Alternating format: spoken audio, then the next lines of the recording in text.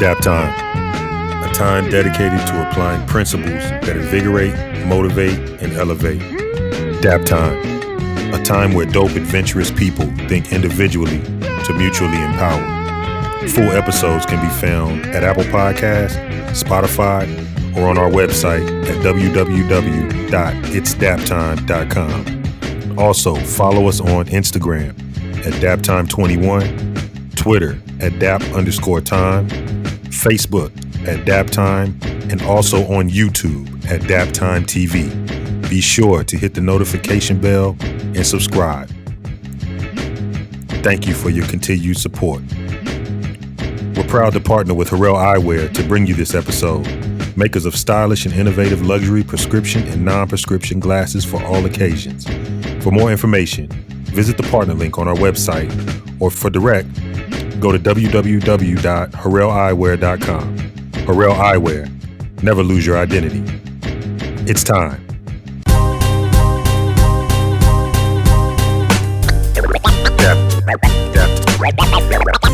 Yo, welcome back to another episode of Daptime. I am AJ, also known as B-Dub, Bobby Westbrook, here alongside my partner in crime, the one and only world-renowned Big Dang. That groove is always being provided by the in-house maestro himself, Pete Nice. The three of us are delighted to welcome you back for another episode of Daptime, wherein we hope we make you laugh, learn something, and live your life a little bit better. Well, yo, Daptimers, we are rounding the corner on this thing, the drug game, the dope game itself, as we've themed it. And today we're going to talk about treatment options and how that plays out in this narrative. So with that, it is now time. Relax your spine, activate your mind. Let's get it. What up, Big Dang? What's happening, bro? What man, it is, I'm in man? the saddle. What's good? I'm in the saddle, man. I'm in the saddle and on the open plains. That's a good place to be. It's a good place to be, man. You got a little giddy up in me, you know. We'll see how that plays out as the show goes on. Right on. Man, I'm happy to be rapping with you, man. I wanted to start today off. I want to pose something to you. Mm-hmm. Give me your top three GOATs of all time. Just any sport, doesn't have to be one. But if it is one, that's fine. But give me your top three GOATs. Man, top three GOATs. Just off the top of my head, I'm gonna have to say probably. I'm gonna have to say Jordan is one. Okay. I'm gonna have to say. I'm gonna have to say Ali is another, and I'm gonna have to say and I got to keep it equal opportunity. I'm gonna say Serena. Oh, is one. Yep. Service up. Okay. Yep. I was not expecting that. You caught me off guard with that. I'm going to tell you why that came to mind. Today we got news that LeBron James has bought into the Boston Red Sox. Wow. And he's a lifelong Yankees fan. Mm-hmm. You know, that dude has been a Yankees fan.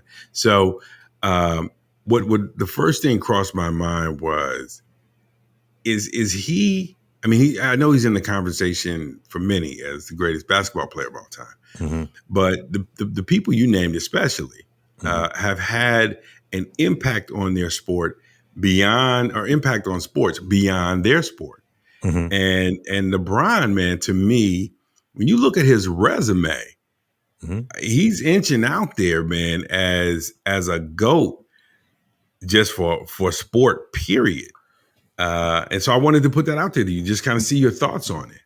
No, I agree with that. I think he is well on his way. But I've always said, I've been on record saying, I'm not gonna call anybody a GOAT until they're done playing. Like, I'll assess them after the fact. Even Tom Brady. I mean, a lot of people are saying he's the GOAT, and it may be well deserved. But I want to wait until he's completely done. Get however many more Super Bowls he's gonna get, whatever. But yeah, he's definitely on his way, and he's definitely in the conversation. I just feel like for right now, I gotta stick with Jordan. He's done, and he's he put his mark on the game. But LeBron is definitely. I mean, he owns part of a soccer team as well over in the UK. I can't think of the name of him right now. It's a pretty well known one. Is it Man U? Is he part owner in Manchester. I think Manchester? he's Yeah, part. Yeah, yeah, he's part owner Manchester of United. Manchester. Yeah, So now to hear that he's bought into the Red Sox, I mean, you talk about changing the game. I mean, rewriting the game. You know what I mean? A rewriting it. whole new script. Yes. So yeah, I'm happy to hear that. I didn't realize that. Yeah, I think it's funny because and honestly, man, I think when he gets done, to your point, when he's done, that's when you really look at the resume. But when he's done playing basketball, Uh huh. but when you look at what he's done to date, um, he has lived up to every bit the hype he got. Or you go back to when he first came in. I still miss the LeBrons.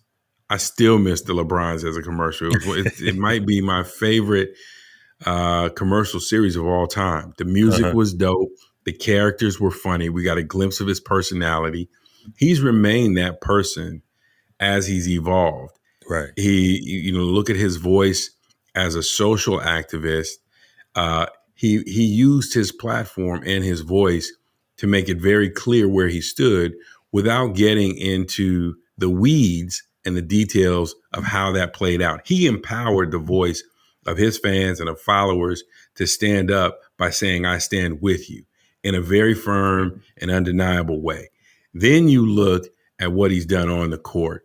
And while the wins in the championships may not compare to others, just the fact that he's there year after year after year after year, the impact he's had economically on the cities that he's played for, and on the business side of things in media, as an actor, as a producer, presenting more platforms for more voices to come out to give the fans a different glimpse, as an agent for other athletes, now as an owner. I don't know of anybody who's got a resume that compares to LeBron James.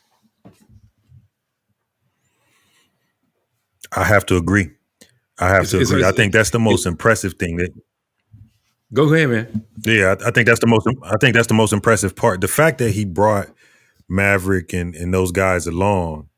You know what I mean? Even knowing them, growing up with them, but then to get in position, he had an agent, he had business managers and things like that. But I believe he knew from day one, once I get in here and get a lay of the land, I got y'all. And I mean the fact that he literally got the lay of the land, figured it out. He said, "Okay, my boy Maverick can do this. Okay, my partner can do this. My other part, okay, got it." And then once he had it, he went back and he formed his own team. That's how you do it. You know what I mean? When we talk about equality and different things like that, to me, he's showing you, he's modeling how to build equality for yourself. You know what I mean? Don't wait for anybody to give it Right. to you. You get a position and then you build out your position. And so that's one of the most impressive things I've seen him do. He's completely uh his whole team. He brought his whole team on, and he's self sufficient within his own team. I think you hear a lot of times when you hear people talk about mentorship and you talk about people to look up to and things of that nature. Um, we often hear, you want to have somebody that you're trying to emulate that is modeling excellence in every major area, right? And so when you look at his life and you look at what he's done, this guy has towed the line, and I don't mean that in a literal sense, like he's followed all the rules that were set for him, because to do what he's done, he's actually broken barriers, right? But Right. he has towed the line in the sense that he has said, "I'm going to uphold a standard that other people can follow, regardless of what field of endeavor they go into. But if they look to me and say, hey, I want to be like LeBron, they're going to see somebody who is looking to achieve excellence on every level, to exploit their gifts, their talents, their ability, their platform, their voice, to reach as many people and inspire as many people and influence as much of the world as possible." And I can honestly say today, except Muhammad Ali, of those GOATs, I don't know if anybody has done more as an example than LeBron. Mm. I agree, and no, and there's really been no smut on his name. You know, No, I mean, there's been no. no scandals, no, and I'm not saying he's perfect. I don't know what goes on in his personal life, but in this social media day and age, if it was something out there, it would have made it to the light. I'm sure. So I think that's just it's commendable, and all too often we don't commend that type of a role model, the way we should. And I think you're exactly right. I think he's an example for youngsters growing up on how to do it the right way. You know what I mean? You take the lady from Fox, Laura Ingle, and her statement, "Shut up and dribble." Mm-hmm. Um, he is showing you every day exactly why she sounds so stupid, and anyone like her Mm-hmm. making those statements, right? Because those are people who are like, yeah, just inspire with your play. Just Right. use your running, your jumping, your shooting, and your fancy dunks and your sneakers to be an inspiration. Right. But were it not for things like his show, The Shop, you wouldn't have a collection of individuals like a Jimmy Iovine, with a Kendrick Lamar, with some of the other people that are participating, a Two Chains, in a conversation to hear their thoughts and points of view on many of the issues that we face every day, Mm-hmm. and to get a glimpse behind the curtain, so to speak. Mm-hmm. Um, so you gotta, I mean, listen, for years, people were only hearing about Lee Steinbrenner and other agents, prominent names, as the Drew Rosenhaus. These are the guys. These are the guys. Nobody ever thought about a player, Right. you know, being behind an agency. You have player coaches, but why can't you have a player agent? I'm in the room. I know what's important.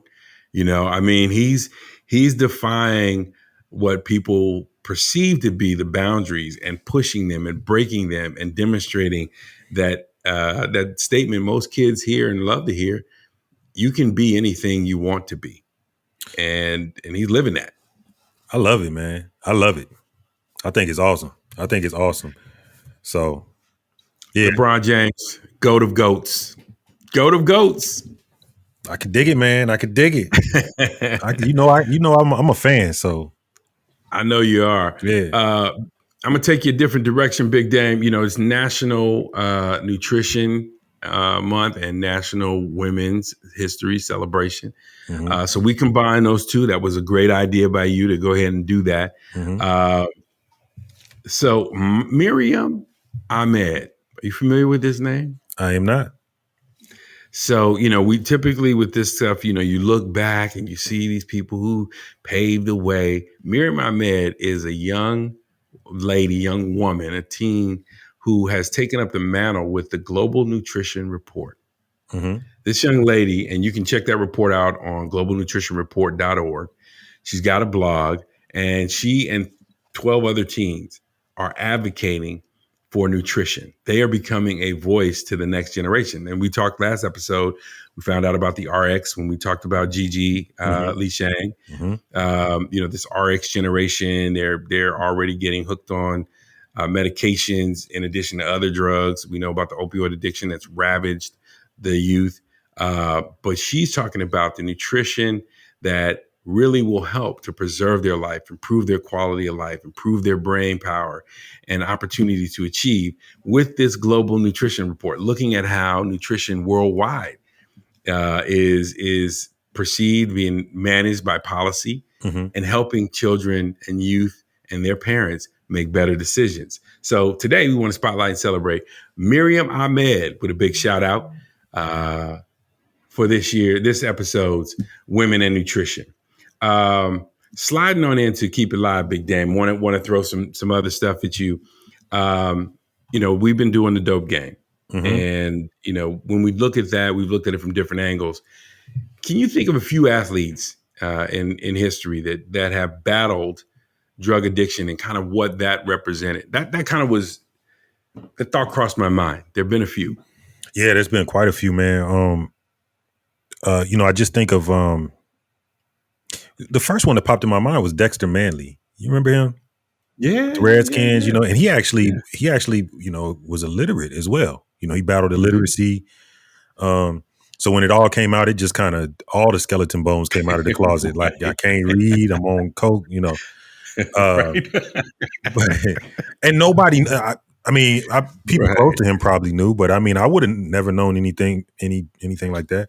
Um, but yeah, man, to see that come out, it was kind of, it was like, man, here's this big, accomplished, strong. I'm a youngster at the time, but this man is this hero, and he's battling with this addiction, and he's got all these issues. So, but to see him fight through it, seeing him come clean, like the way he kind of came out with it and shared his story, and I believe he has overcome. I haven't heard any negative stories as of late. I believe he learned to read and everything. So to see him kind of come out on the other side of it better was really cool to see. That was a good thing to see. And then the other person that came to mind, these just popped in my head immediately, was Lawrence Taylor.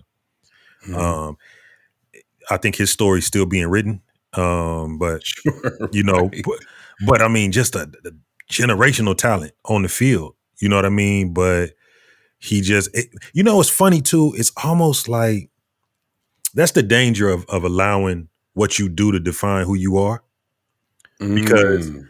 when that happens, what happens when that goes away? If you play football or you basketball or track or whatever it is you do, that's something that you do, but you can't never let it define you. And I think all too often, and I get it, people sell out to it because you have to be totally sold out to it in order to get the most out of your body in order to achieve the goal, which is to get to the league, right?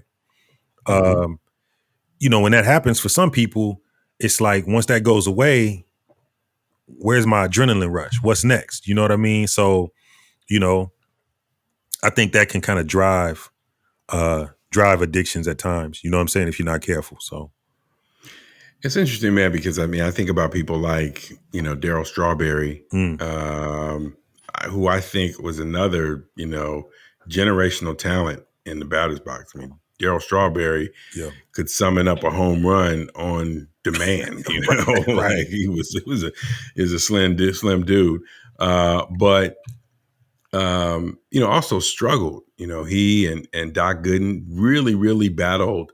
And we see that, with several athletes. Some it's illegal substances like cocaine or marijuana or, amphetamines. But then there are those, they're the Brett Favres of the world who stumble into painkillers, right? Mm-hmm. And have a bout with that. And now you have more recently history, Josh Gordon, Mm-hmm. who, in and out, putting their career and their earning potential at risk. So it begs the question to me, to your point, if the game is gone, I get it, right?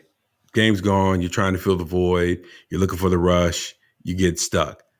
But during the game, when you're playing, when you are at the peak of your ability and your earning potential is there, you just wonder, what is it that causes people to slip and end up in those spaces that are so out on the limb and could cost them so much.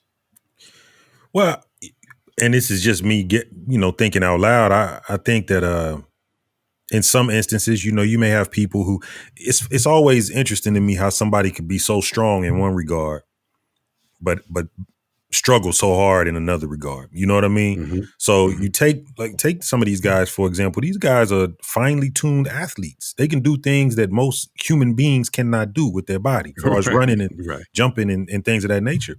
That's nothing to sneeze at. You know what I mean? It takes a lot of refining and a lot of practice to get to that point. So to have the dedication and the discipline that it takes to do that requires a lot of strength, a lot of focus. But then on the other hand, I think it's the adrenaline, it's the rush of it. But then eventually you have to go be alone, right? So eventually the Mhm. cameras are gone, the locker room's gone, even if it's just for the season. You know what I mean? It might, maybe you're in the middle of your career, but it's like, okay, you still got to go home. You know what I Mhm. mean? At some Right, point, practice right, is over. You got to go home and you got to, you know, so well, let me go party so I can still be around people. Some people don't like to be alone. So I'm gonna go be right. around people. I want to go, and it's just one thing leads to another. And I really think that's what it is. I think, again, people it's probably a deeper issue where people don't like to be alone. You know what I mean? So they medicate that and they want to be around people. So let's keep the party going. So as long as the party's going, nobody will leave, uh, it's a number of things, man. I think it's funny because to your point, I'm sure there's some of that, let's keep the party rocking. Mm-hmm. I wonder what are some of the demons, that drive them. I mean, most of us, you have a threshold of pain that and that's it, Mm-hmm. but to get to that level, you've got to push past the average person's and the above average person's threshold of pain to a level of exceptional. You think about someone like Emmitt Smith. I think back to the game they played. I think it was the Vikings where he played with a separated shoulder. Mm-hmm. I Yep. mean, you're a running back. Right. You're not the kicker out there with a separated shoulder. You're a running back. You're hitting that every play that you're on the field. Mm-hmm. LeBron James sprained his ankle during the finals, and I remember he immediately started pulling on it in a way that you're just like, I know that's got to hurt. Mm-hmm. I know that hurts, but to get beyond and then just lace it up tighter and all this other stuff. I think that professional athletes put their body through so much that there's an element of the psychic damage, the psychological damage you're doing. For some, is too great, and drugs provide an escape that you think you can control, but you forget. It's undefeated. Drugs are undefeated. Once you get to certain places, you're stuck now, and now that's your coping mechanism, and you're just hoping that you don't get caught, or if you do, they'll let you slide. Yeah, well, yeah, I think it could be that. I think it is some of that, but I also think look at the athletes who have a identity for themselves outside of the game, right? So you talked about LeBron. So he probably I'm guessing he identifies himself as father, businessman. He has all these other identities for himself that he seems to handle well. So when the game is gone, or when the season is over, or whatever, he has enough other things to keep him fulfilled. You know what I mean? I would think. You take Lawrence Taylor for example. I don't know what he was doing other than playing football. I know he had a family, and I know there were some issues there, but I don't know what he was doing other than playing football. So again, if your role on the field starts to identify what you identify as, now you have to become a monster on the field. Keep in mind. So now you're a wild man in your regular life. If you're not careful, if you haven't defined it for yourself, it will define you. You know what I mean? And next thing you know, you running around in the off season. I've retired, but I'm still running around looking for the next party. I can do whatever I want. You know what I mean? I'm me, because while you were playing, you could get away with whatever you wanted to. It's your town, what have you. And I just think that's what kind of happens in some cases. I don't. Have you watched the latest Last Chance U? The basketball one? Yeah. No, I haven't watched that one yet. I can't wait till you do, man. It's a really, really good good version or installment of that series. And I think it's like 8 or 9 episodes, but it's well worth it. There's one athlete on the team, Joe Hampton, who I didn't know about before watching it. And Joe Hampton went to, one of those big, basketball factories. I think the one in Maryland. But he went to one of those whichever one Melo went to, he went to that one. And was McDonald's All-American. I mean, he was an up and comer for sure on the AAU circuit, and gets to Penn State. He has a knee injury his senior year of high school. He has a knee injury on the other knee when he gets to Penn State. So now he ends up on Basketball U, right? Long story short.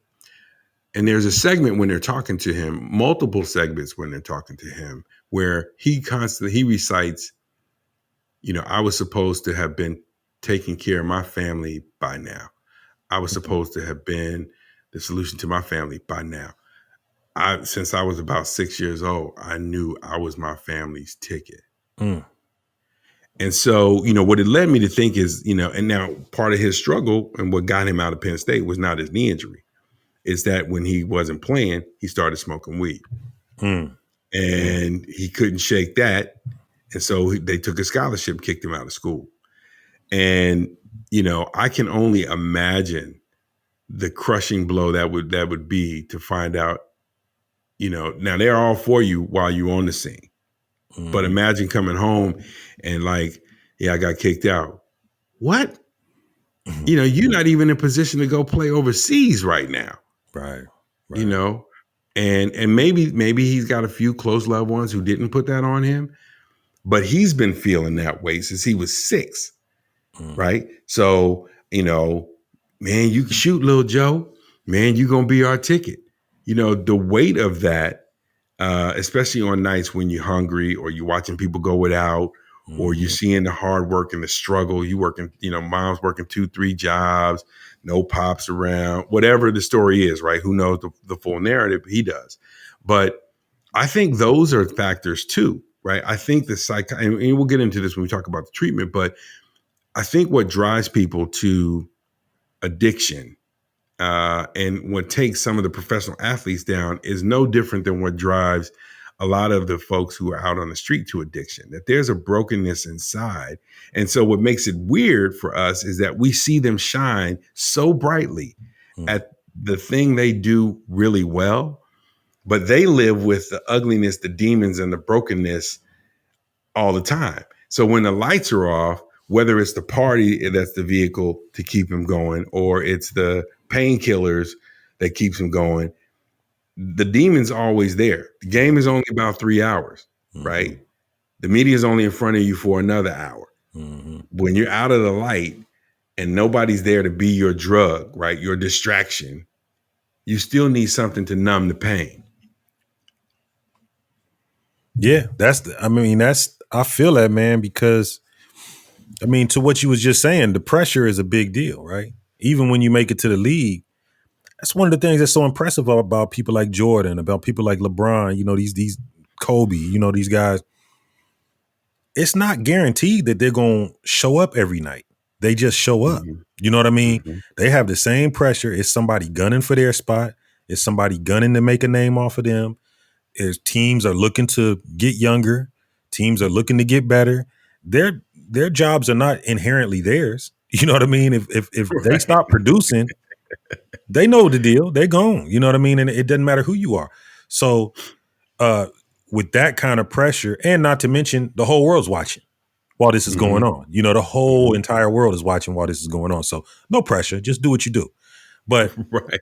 So to still show up and show out every single night is impressive, man, because that pressure has to be immense. So yes, to your point, I agree with you. To deal with that pressure, I think that might be another reason that, hey, man, I can't tell you, I got a headache from all this stuff. Let me go smoke one real quick, or let me go do this or do that or whatever. I could easily see that. Do you think that fans have a part to play in that?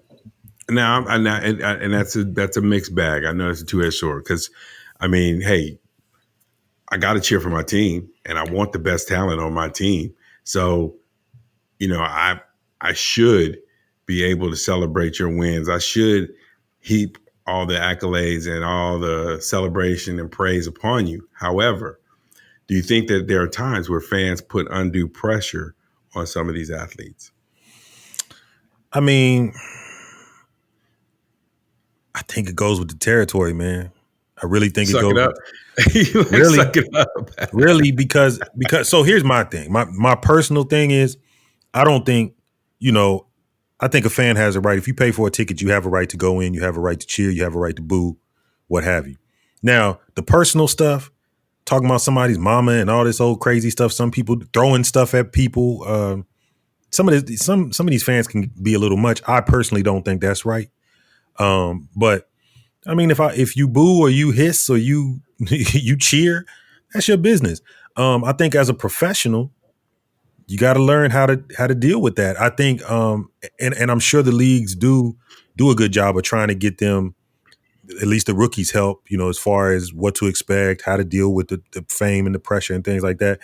Maybe they need to look at revamping that process or what they do for them at that level But and maybe they're doing enough. I don't know, but I don't think you can really put it on the fan. I mean, unless they're being, overboard retarded with it. You know what I mean? Like I said, like in the Palace where they were, I think somebody threw something and hit Ron Artest. You remember that? In Right. Yeah, yeah, yeah. riot. I mean, you can't do Malice stupid in the stuff like Palace. that. Malice in the Palace. Right. Yeah, you can't do that. But yeah, if you're just in there cheering, being a regular fan, you can't blame them for that. I don't think.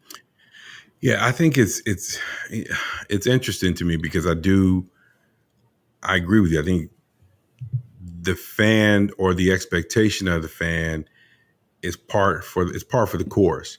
But I look at players who have devastating moments and think, man, that's enough to push almost anybody over the edge, depending on, you play for the Philadelphia Eagles or the Philadelphia 76ers and come up short. These Well, the cats that threw, batteries and snowballs at Santa. right, You know what I'm saying?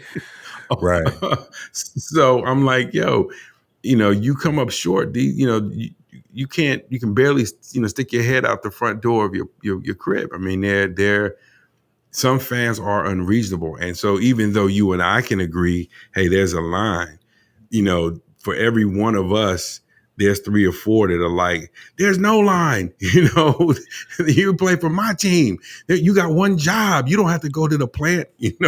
right, You're not sorting mail at 4 in the right, morning. right. Yeah, I think when it comes to those moments, I think fans can be a little more. Once you come down off of the high, you could remember that. Hey, we're all people. You know what I mean? He missed a Right. shot. You still got to go to the plant tomorrow. He's gonna go work on his jumper. Right. It's all right. You know what I mean? Right. But yeah, I mean, it's just, and the fans are the reason that they make the money that they make as well. You know what I mean? Because the fans are so involved and they pay to go to these games and they really drive the league. So it's hard to say it's their fault. Hard to put it on them. You know what I mean? That's the very reason many of them will say I have a right to say what I want to say. I'm paid for this ticket. Yeah. I do think there's room to celebrate some really great comeback stories, though. Like I think about Chris Carter, whose Mm. career was, hanging in the balance, Yep. in Philadelphia. And I think his issue that I know of was alcohol, I believe. I don't remember Alcohol and, if he and had cocaine. cocaine too. Yeah. So, Hmm. here's a guy who was on his way out and is now a Hall of Famer. Um, Yep. who was able to go to Minnesota. And to this day, I say he had some of the best hands in football as a Absolutely. receiver, and became a mentor to Randy Moss when he came in the league. So Mhm. and for other players too. I think he led the rookie symposium for many years. Look Mhm. at Michael Irvin. Michael Irvin had several run-ins. I think cocaine was his thing, and weed, Mhm. and Mhm. other things, Mhm. and was able to salvage his career. Hollywood Henderson, cocaine, salvaged his career, became a spokesperson and an advocate. So I do think there are cases where you can catch some, but I also feel like it's important that people be aware that not every time we see an athlete who's struggling that it's the game, or it's as simple as what they read about or hear about in a clip. Like, you're still dealing with a human being, Right. and for a person to not be able to push away from that drug as easily as you think you would in their situation, you really don't know. I mean, unless you've been in an arena with 25,000 cheering, 53 million tuning in around the world, mom and Mhm. them and everybody else who knows you, and you standing on a free throw line, in a Nick Anderson moment, you don't know what Nick felt, right? When that first shot comes up short. Yep. Yep. And Well, I then was to throw the second one short, oh my right. God, that's Right. devastating. It's funny, man. I remember. I'm reminded of the commercial where I forget what it's for, but Peyton Manning is like it has athletes cheering on your average everyday worker, right? So, Right. uh, you know, pass those hot dogs. They cheering for whatever you do. They're on your job cheering for you Right. instead of you cheering for them. They kind of flip the roles. But what it makes me think about, like, imagine you leave out of work, and we've all had those days. You know what I mean? And you walk out, you just got off a terrible call. You know what I mean? A terrible Right. call. And it did not go your way. You just need to get you some air before you do something you shouldn't do. And you Right. walk out, and then there's cameras thrown in your face immediately and microphones, and you got to answer Right. questions, and you got to go to the press Right. conference to talk about the call and what happened. And now Right. imagine if that. So I think everybody should kind of make it personal. You know what I mean? How would you feel? So when you look at Right. it like that, it's easier to say, okay, you know what? I know they got to go do the press conference. I know they have to do these certain things. But as a fan, I appreciate the fact that they just went out there and did the best they could. I mean, you're able to kind of internalize it, come down a little bit. And now it's not like, because some of these guys, they act like they literally own the team. Some of Right. these fans, you know what I mean? And I get it, but come on now. De facto GM, but yeah, Right. it's kind of like if you had somebody, why'd you hang up on Miss Lee? Right. What was going through your mind when Miss Lee said, you don't know what you're talking about? Right. Right. I told you to stop calling here. Exactly. Well, what I heard her tone. First thing I heard was her tone, and it made me want to step back. But then when she jumped in again and told me don't call no more, I was like, well, you answered the ad, Miss Lee. Right. you Right. know, Right. if you had to break down your gig like that, and the Exactly. funny thing is that we only have to deal with ourselves and our coworkers on the job. To your Mhm. point, like there's no outside scrutiny of someone who's unrelated to you doing your job critiquing you. Don't You even do know, what you do. don't even do Couldn't even do what you do. We just, but I'm the expert. I'm gonna talk to you about it. it. So yeah, it's definitely a lot of pressure. Cold piece, man. Well, good point at which to take a quick break and swing a shout out to our partners. How we feeling? Mm. Always on time with We that one. always on time, man. How we feeling? Been a long time partner. We're excited for them. They are just about a week away. I think we've been telling you guys from a major launch. And if you haven't done so, you definitely want to get over to their website, be a part of this. How we feeling is creating authentic engagement online to help you navigate the various journeys of your life. So, as we say often, whether your journey is as simple as learning how to cook, or whether it's something more integral to your life, like how do you go from one place on your job to another role or transfer companies, you can connect with people in a community, have authentic engagement around that, get tips, or you might be the wise one. Maybe you're providing tips to people who want to learn how to do this stuff. So how are we feeling? A great partner, but most importantly, a great resource and solution coming to the market, changing the way that we engage online and leverage social media for value. So visit their website. Everybody got a story. Just change where you share yours online. www.howwefeeling.com. A big game. Yes, The sir. dope game. And, I'm like, man, can I get some help? Everybody, when you get to the end, you get in these journeys, you start having a struggle. A lot of people come to a point of saying, I want or need help, or the system decides it for you. Like you're out here too bad. When you think about treatment, I want to give you a couple of things, facts and figures to think about. So Americans estimated spend is about $468 billion a year on dope. Wow. Yeah, Okay. 468. It is estimated that every minute, you'll blink about 15 times, Mm-hmm. and Americans will spend $525,000 on dope every Wow. day, every minute of every day. Wow. $525,000 on dope every day. And that other part of that equation is the government spends about 239 billion on drug what they call the war on drugs, right? So that's a combination of what they do in law enforcement, and that's a combination of their investment in treatment programs. But 55% of that money goes to legislation. So what pays the senators to set laws that'll lock certain people up? And I mean, what do That we? is that hey, legislation, man. So whether that is bringing about legislation that turns into things like the 94 crime bill, or whether that Mhm. is bringing about legislation that is a reform to the 94 crime bill, 55% of that money goes towards legislation. Now, that leads me to the point.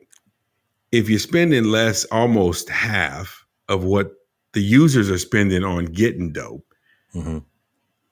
you're spending almost half of that on your total program to address it. And then more than half of that is going towards people talking about how to address it.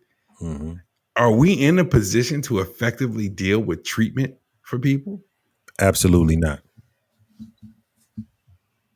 In the show. I'm That's it. Where it's over. ready to do my drop. It's over. That, Thank you that's for coming and good that's night. that's the most ridiculous thing I've ever heard, bro. That's when I you know. look at when you break down the numbers like that, to say right, half of we're spending half of what they spend. So you already lost right there. But then we're going to break that down even half that even more Mhm. to keep to go to legislation. And the people in legislation, they don't even know what the average user is going through. So they don't how can they effectively set forth laws that will help with treatment when you don't even know So what's going on? so let me give you the last slice of that pie to take that sliver that you're Oh, already there's more. working with down. Oh, I The don't get last milk with slice of that this. pie. No, no, no. There's no milk, man. This is going to be dry going down. Oh, okay. The last slice of that pie is you're not even legislating all drug addicts. You're just legislating those that are your illegal street users. Remember, we Right. talked in the first outset of you got patients, right? So you're not legislating the distribution of what you deem as legal drugs, right? Mhm. Coming through your legal dealer, physician, Right. through your legal distributor, pharmaceutical companies and pharmacies, Mhm. to your qualified user, patient, which we know that gets abused as well. But you're Right. not legislating that. You're just legislating for, Tukey on the corner and, Right. getting his stuff from Ray Ray. That's all you legislating. So you take that slice of pie that you were like, well, this is a little small, and you just chop that off into a taste. So, man, that's a lot. That's a lot right there. So now that brings us back again. Is that not by design, or is it?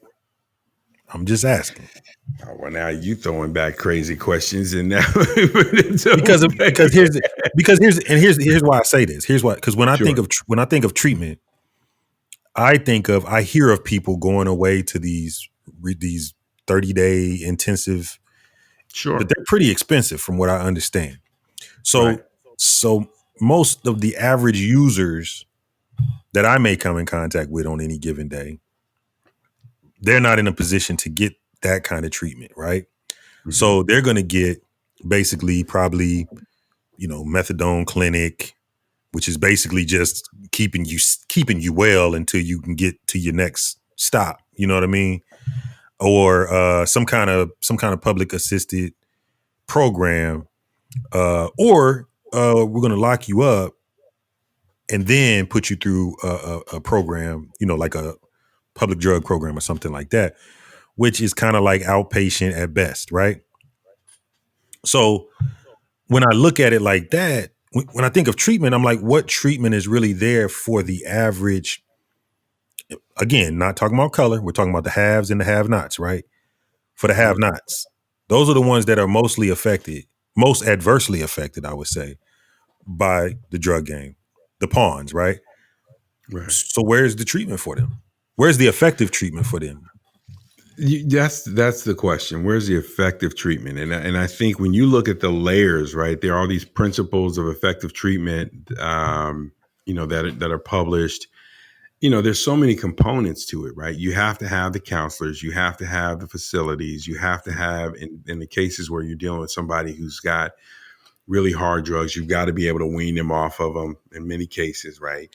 So you have all those elements, but once they're through and they're clean, right? The ongoing therapy needed to treat the underlying issue that drove them to drugs in the first place, that has to be there. You have to subsidize that because most of these people don't have employment, right? Gainful employment. Right. And so then you also have to have supplemental programs to help them get to employment, build stability. If many of them are homeless, how do you get them in a facility that's safe? They can live, they can start building away from those trappings that pulled them in the first place. There's no way, to your very first point, that I'm spending less than they're spending on getting high to get them to want to be clean. Mm-hmm. I have to spend at least twice as much Mm-hmm. because I have to make being clean look appealing. But Mm-hmm. for the person that's using, more than likely, they remember what life was like when they were clean. Mm-hmm. And they love that enough that they got doped up. Right. Right. So, It's a good right. So point. you gotta make being clean look appealing. You gotta show them that you don't have to go back to where you were with the pain you had, but you got to keep them long enough. I don't even think, they talk about 30-day programs, 90-day programs. Like, you got to walk with somebody for at least a year Yeah. to get them to a place where they can get to hope, Yeah. right? Where they were the last time they were clean, they were hopeless. Right.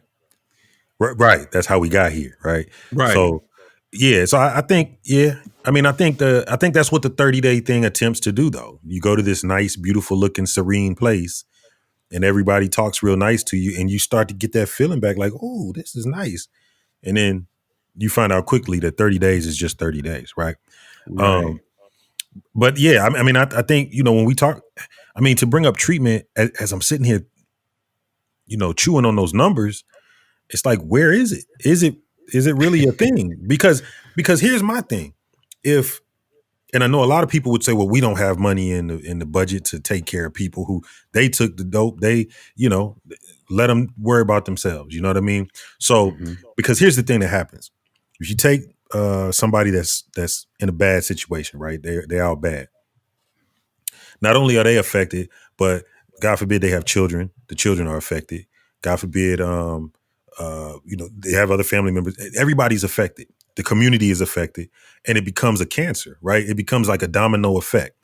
So Mm-hmm. now, remember that house we talked about? I think it was a couple episodes ago, or when we were doing the family episode, Oh, and we right, talked about, right, right. what happens in the house is going to end up on somebody else's street. You know what I mean? And you got to contend with it. Right. So now, now here it is. It's on your street. What you Right. gonna do? You know what I mean? Now you have to Right. deal with it. It's not just somebody else's problem. And so, when you look at it like that, it's like, would we rather a lot more money in a budget to help take care of our own, right, fellow citizens, or we can pour the money into building a bigger jail or more law enforcement? Because that's what ends up happening. They'll build a jail before they'll build a treatment program. You know what I'm saying? More often than not. But when you do that, you're still spending the money, but the only people benefiting from that money is the privatized prisons or the government. You see what I'm saying? Because once the resources go to jail, now California gets its license plates done for free. We don't have to pay anybody to print those up Right. because they're done in the Right. state pen. So, it's like six in one hand, half a dozen in the other. Do you want people well or do you not? And that's a real serious question that I think America needs to ask itself if we talking about a war on drugs. So that's where, to me, right? And we said it in the last episode, man. America is a business. It is not. I mean, you think about it, it's the country of business. You call it a democracy all you want. All that Mhm. means is that you get to have a say. Don't mean you get to have your way. People are running around screaming, "Oh, I don't want socialism. I don't want socialist policies." Where, when you look at those societies, the government takes on its back as a responsibility, and it's held to the standard of caring for the least, right? Mm-hmm. At a Mm-hmm. minimum, this is what everybody's going to get. Mm-hmm. So if the government's not going to foot the bill, and that's why within the structure, right? Okay, America is basically saying, all right, we'll put up about half of what we need to put up. The rest Mm-hmm. has to be subsidized by private citizens. So Mm-hmm. you can go, we'll fund your nonprofit. You say you need $10 million a year to provide the services to your community. We'll give you $5 million. Now you got to Mm-hmm. go raise 5 million, the other 5 million that you need. And those donors have to be on the hook every year that we give you the money. I don't know if that's necessarily a bad idea, but I don't know that we talk about it the way it should be talked about. If you Mm-hmm. don't like seeing this stuff on your streets, if you really want to fight this cause, my nonprofit is going to stand up and do that for our Mm-hmm. community. But you have to be willing to part with some of your money, which is really for many their drug of choice. Mm-hmm.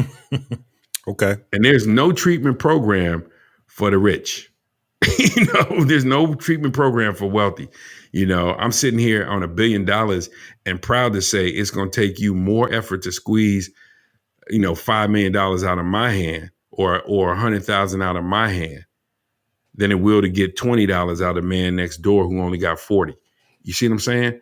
That's Right. the mindset of wealth in this country. And it's part and parcel for who we are as a nation. So I really think when we think about treatment, and one of the major principles of treatment is it takes a community to do it. People, when they're connected to a community that helps them restore their sense of self-worth, do far better in treatment programs than people who, when they get clean, they still on their own. Mm-hmm. Right. Mm-hmm. So, I don't know that we're ever going to change those numbers as far down the road as we are. In fact, I could easily see those numbers becoming less if you end up with a situation like you just had with 45. Right. Right. Well, one thing I definitely agree with you about is the fact that it's going to have to be done by people, by the people. I do agree with that because I think that's who your point of contact is more often than not. You know what I mean? The legislators, they don't even know who you are really. If you're in that sect of society, they don't know who you are. They don't really know who you are. So it's going to be the people that you see every day, that you have real contact with, that have real contact with you, that are going to have the ability to affect change. So, I mean, that changes the whole. That kind of changes the whole dynamic of the conversation, though. So now it's like for you, Mister, go to work every day, having I don't do dope. I don't have a dope problem, anything like that. What do you do to to Right. to to help out? You know what I mean? Is that what we're saying? It's on us, If your taxes went up, let's say your taxes went up by $500 a year. right?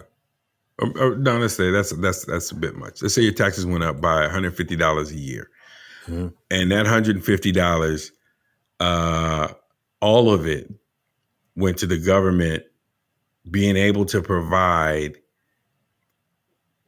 Let's just say even they can go up from 239 to match that 468, but Mm-hmm. that ensured that anyone and everyone who wanted could go into at least a 90-day program to clean up and get off whatever drug they were on.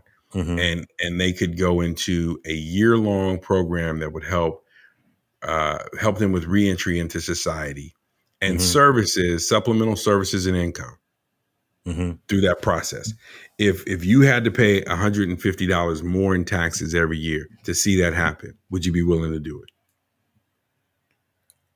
I would be willing to do it as long as it was on a contingent upon me seeing what the numbers look like, see the results. Like, because I'm not a fool neither. Right. I'm not going to throw a bunch of money you know, in the wind and just let it blow away. But yeah, if we say, hey, this is what we're going to do for 3 years, 5 years, even, and Right.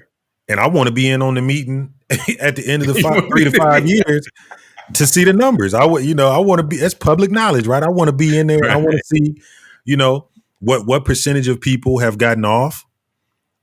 Has it gone up? Have the percentage of those affected gone up? Because if it's gone up, it's not working. And no, I don't want to spend the money on that no more if it's not working.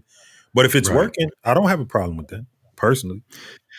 So I think it's interesting to think about as a prospect, because I think the other thing, to get to that point, you'd have to have people, put legislation forward.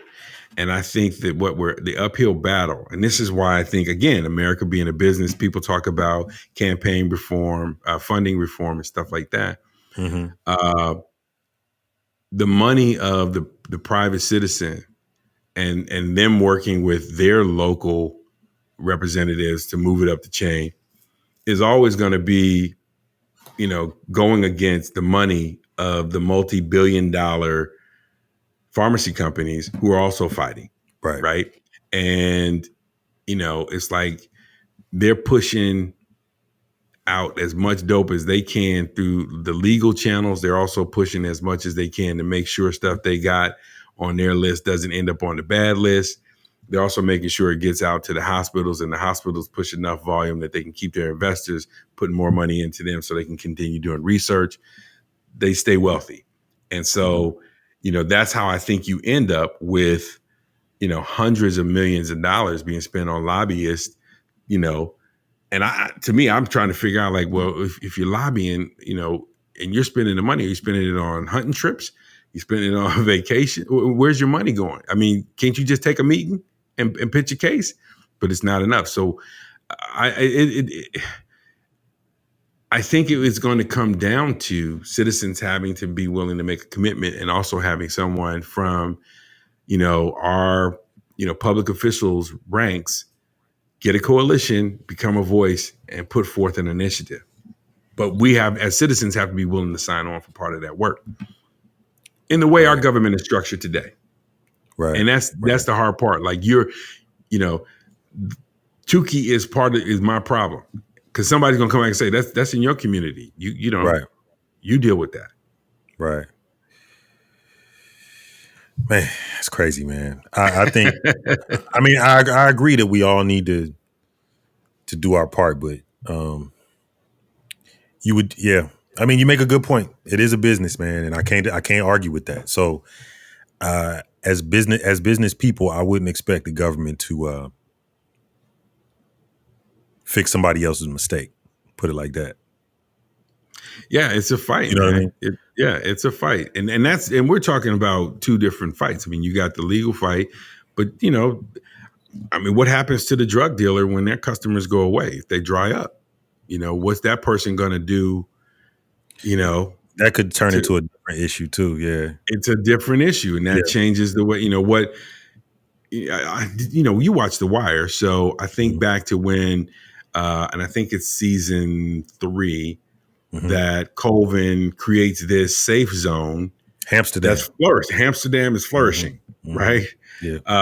But it's vacant houses there primarily, and that's where people do their business. And all of a sudden, the violence in all the other neighborhoods where respectable citizens are living goes down. The eyesore of drug business being done out in the open, and the risk to people going to their corner store goes away. The case is then made for whether you legalize drugs or you create a different system for allowing that business to take place in America. The case is made for creating basically 2 spaces with that season, because you saw, like, oh man, Amsterdam, I wouldn't want to go down there. But why would you? Unless you're doing dope, what you gonna be hanging out there for? Right. But to walk out your front door, to sit on your porch and enjoy a warm day, you could do that without having to worry about all kind of stuff running up and down your street. So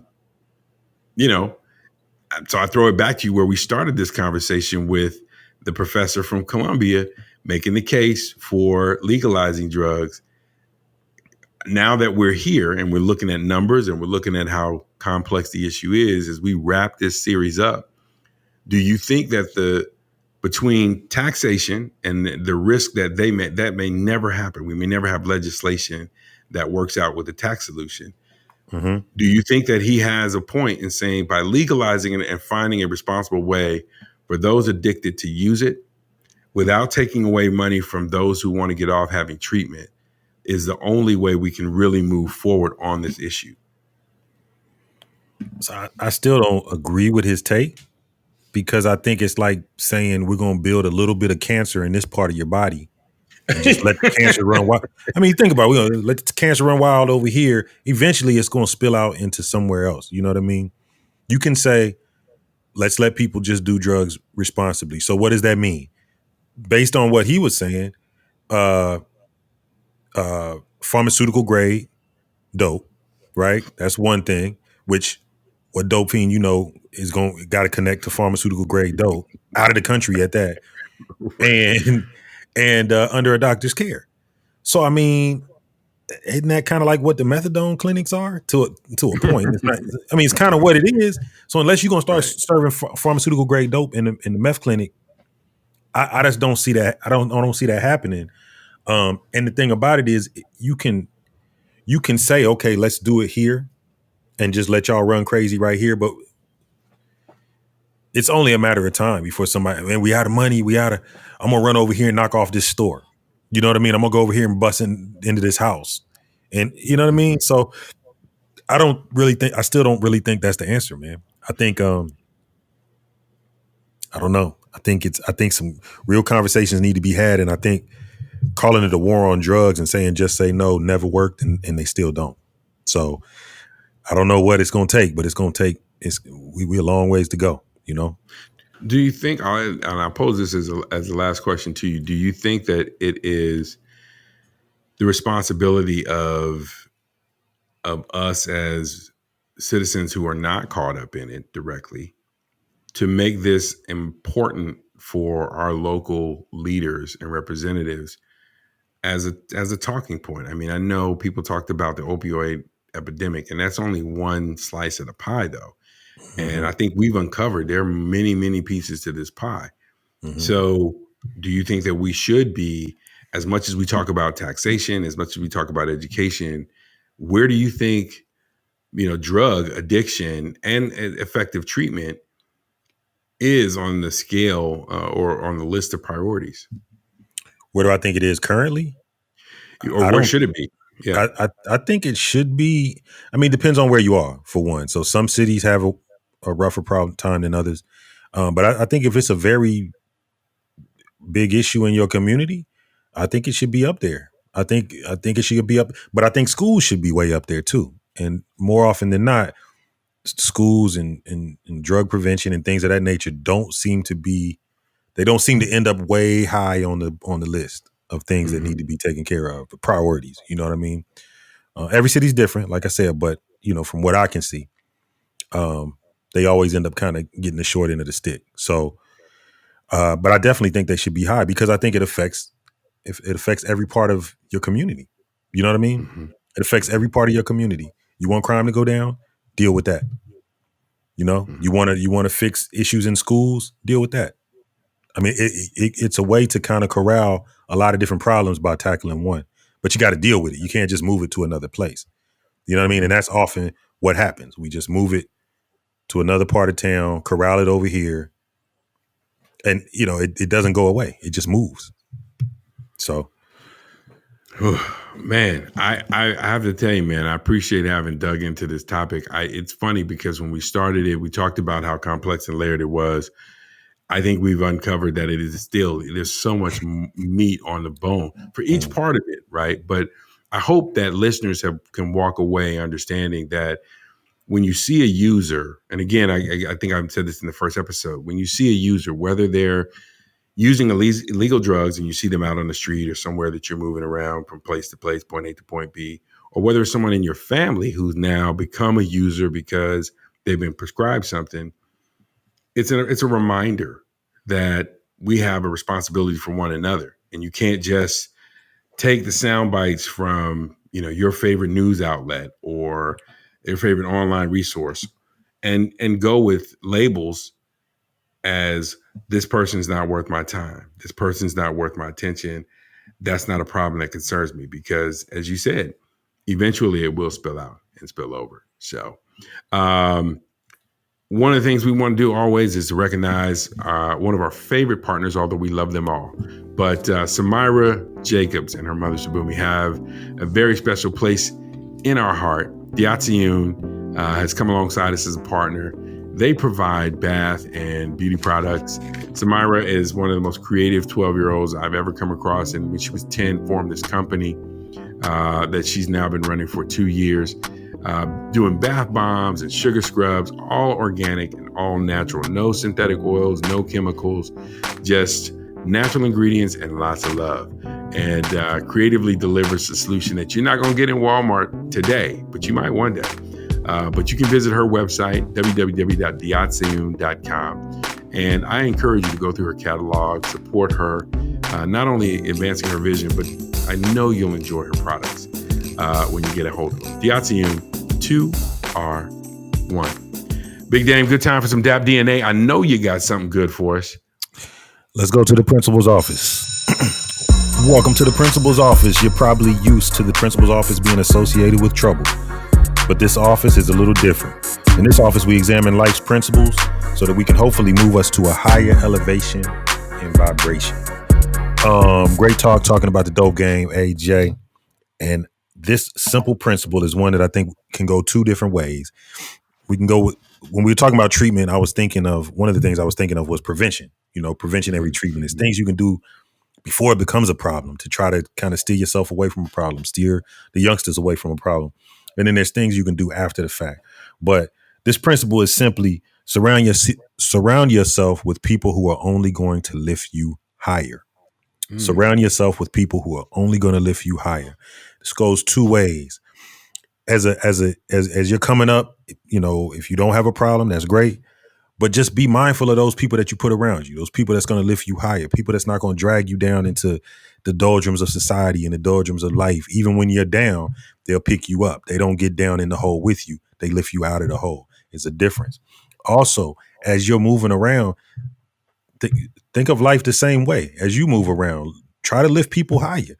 When you see an addict, a dope fiend, or whatever, when you see them around, remember that's somebody's mama, that's somebody's dad, that's somebody's brother, sister, friend, son, daughter. You don't know, and you don't know what they're like. You haven't walked a mile in their shoes, so you don't know what they're going through. So do what you can to help others, love others, be good to others, and whatever you do, surround yourself with people who only lift you higher, and do the same for others yourself. Whoa. Love that, Big Dame. Love that personal responsibility and responsibility for the world around us. I think, Yes, touching people is a big deal. I remember walking out of the store one day and seeing someone who, definitely clearly was down in their luck, and it was early in the morning. And I just looked at him and said, good morning, pleasantly. It kept going. And the person flagged me down and said, hey, I'm getting ready to reach my pocket because I know they want to ask for something. And when I turned around, he said, no. I just want to thank you for acknowledging me. Wow. Makes all the difference, man. He said most of these people walk out the store, man, they don't even look. He's like, but just the fact that you acknowledge me, that's going to make my day. So to your point, man, try to lift others up as well. Big Dame, as always, man, I appreciate the conversations. I appreciate you going deep each week that we were in this, and I can't wait to get back to our next conversation. Pete Nice, always on time, never skipping the groove. But most of all, the three of us really want to thank you, listeners, for tuning in. And appreciate you joining us over on YouTube. Remember, as Big Dame told you, be sure to hit that subscribe button and the notification so you can get alerted every time we drop something new. And share this with 10 friends. Trying to grow the community, build a movement of people who want to laugh, learn, and live life better, not just for themselves, but for others as well.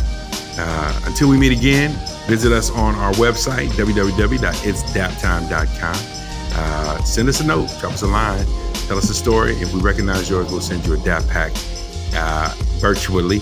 If you leave us your address, we'll mail one out to you. You can always catch us on social media. We're on Instagram at Daptime21, we're on Twitter at Dap_time, and on Facebook at Daptime. But whatever you do, we'll leave you as we always do. When you wake up in the morning and you look in the mirror, there's your competition. We out. Peace.